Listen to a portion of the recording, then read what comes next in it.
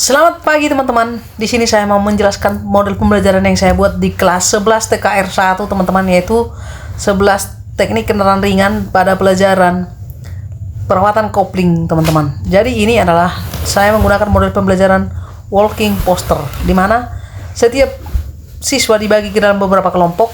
Kemudian di dalam kelompok siswa tersebut akan membuat suatu hasil karya dan ditempelkan di kertas karton seperti ini teman-teman. Dimana materi kami saat ini adalah tentang perawatan kopling dan transmisi teman-temanku. Jadi di sini saya membagi topik kepada beberapa kelompok. Ada yang transmisi, ada yang perawatan kopling, ada yang penggerak kendaraan. Jadi setiap kelompok dibagi tugas yang berbeda teman-teman. Kemudian setelah mereka berdiskusi dalam kelompok, mereka akan menempelkan di karton ini teman-teman hasil yang mereka diskusikan tentang materi yang mereka pelajari bersama di dalam kelompoknya teman-teman. Kemudian setelah selesai ditempelkan di karton, lalu kita tempelkan di dinding teman-teman. Setelah ditempel di dinding, seperti inilah hasilnya.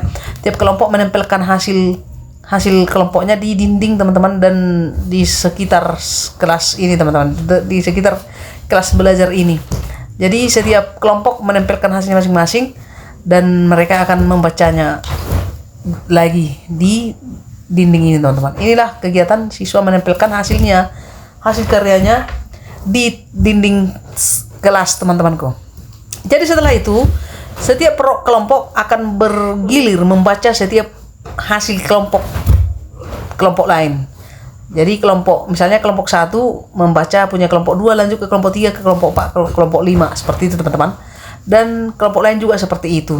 Jadi mereka akan berkeliling di kelas membaca setiap hasil kelompok mereka. Kemudian setelah itu lalu kita bentuk lagi kelompok baru. Satu dari tiap kelompok digabungkan menjadi kelompok baru. Setiap kelompok mewakili satu orang dari tiap kelompok kita ambil dan dia akan menjadi kelompok baru. Dan setiap perwakilan dari kelompok awal tadi akan menjelaskan kepada kelompok yang baru tentang materi yang dibuat tadi teman-teman.